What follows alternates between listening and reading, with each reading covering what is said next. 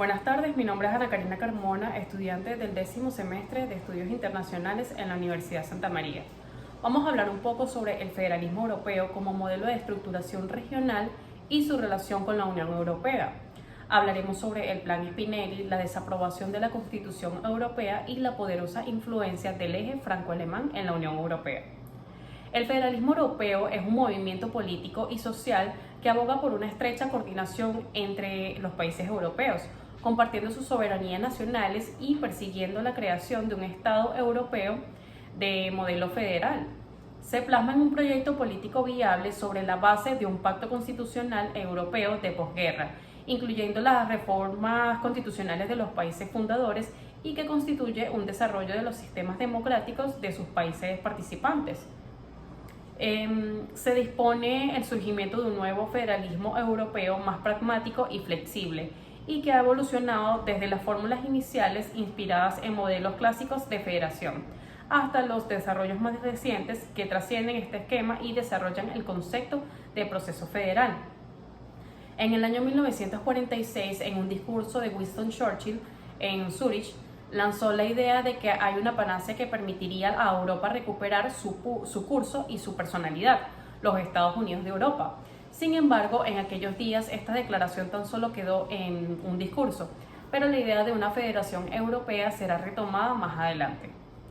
En la declaración del ministro de Asuntos Exteriores, Robert Schuman, en 1950, desencadena todo el proceso de integración europea. Se plantea la Federación Europea vinculada estructuralmente a la paz. La declaración de Schuman hace un llamado a Alemania y a otros países europeos para crear la Comunidad Europea del Carbón y el Acero, organización internacional de integración que sería la primera de muchas comunidades europeas. La Unión Europea presenta también un proceso de integración federal intergubernamental, el cual se caracteriza por combinar elementos de supranacionalidad y de intergubernamentalismo, es decir, la cesión de soberanía con la cooperación interestatal.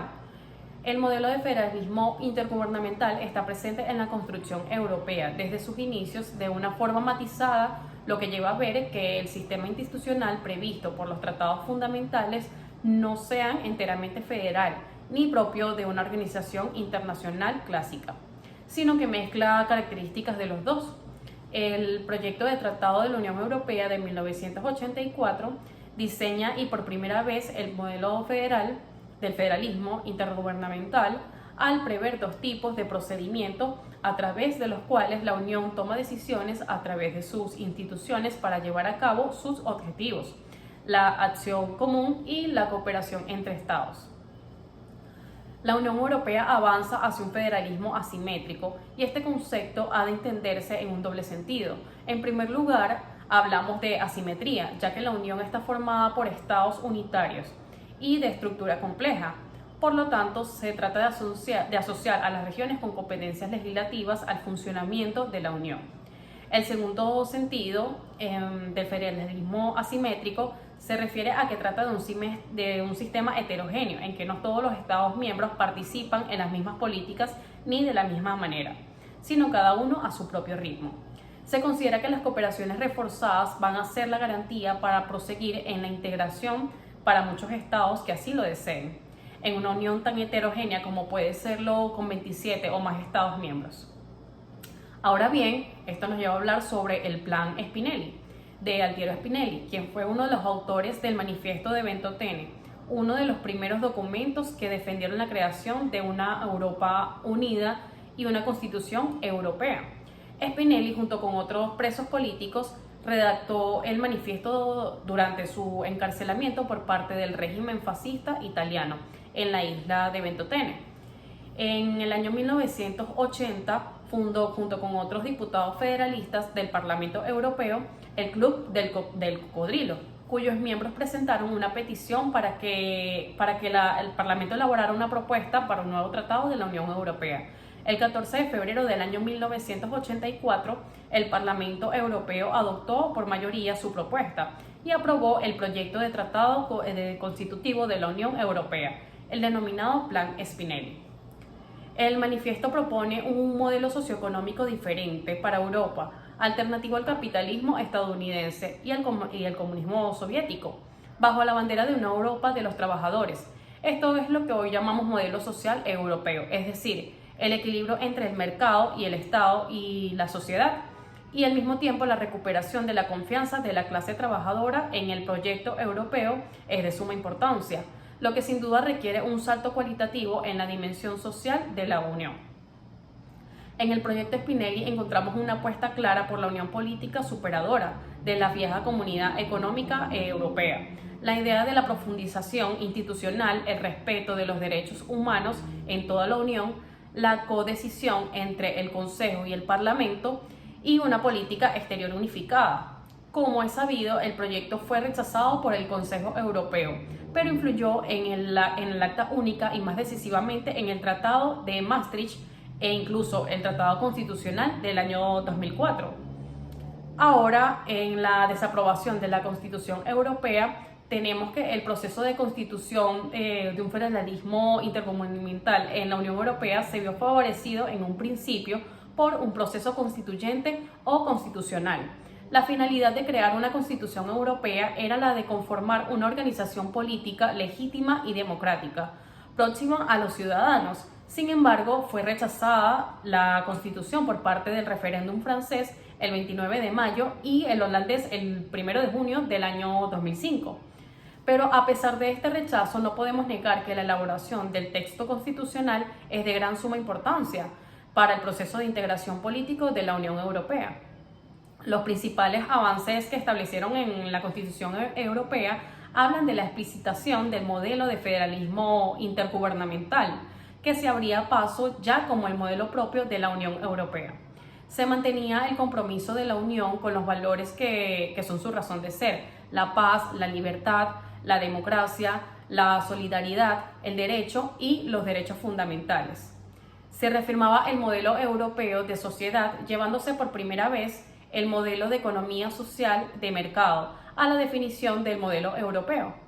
Se esperaba que la Constitución Europea entrara en vigor en el año 2007, pero la negativa de aprobar la Constitución Europea por el referéndum francés y holandés ha puesto en duda la entrada en vigor de la Constitución por tiempo indefinido y ha puesto en tela de juicio el proceso de integración política europea en base a un modelo federalismo intergubernamental para poner en marcha el Tratado de Lisboa en el año 2007. Se decidió no entrar nuevamente sobre el tema de la Constitución, el cual quedó pospuesto, pero sí se reconoce dentro de la estructura del tratado los avances que en materia de derechos fundamentales había establecido el Tratado Constitucional. Ahora vamos a hablar sobre la poderosa influencia del eje franco-alemán en la Unión Europea. Como miembros fundadores de la Unión Europea, Francia y Alemania son los países más grandes en términos de población y economía. Su relación especial es de reconciliación, pero también de ejercer una influencia significativa en las instituciones de la Unión Europea. En el año 1963, Francia y Alemania firmaron el Tratado de El Liceo, que promovería lazos más estrechos entre estos dos países. Es alrededor de esta relación entre dos países que se construirían la primera Unión Europea. La influencia franco-alemana podemos dividirlas en tres categorías. La primera es la influencia heredada. Como miembro fundador ha sido capaz de crear leyes y políticas en su beneficio y que los países candidatos deben adoptar. Luego está su tamaño. Francia y Alemania son países grandes, ya sea en términos de población, gastos de defensa o economías que representan el 41% de Producto Interno Bruto, incluso el 54% si miramos a la eurozona. Y luego está el establecimiento de la agenda. Desde el año 2003, reuniones conjuntas de gabinetes entre ministros franceses y alemanes les permite marcar la agenda de la elección y de las prioridades de la Unión Europea.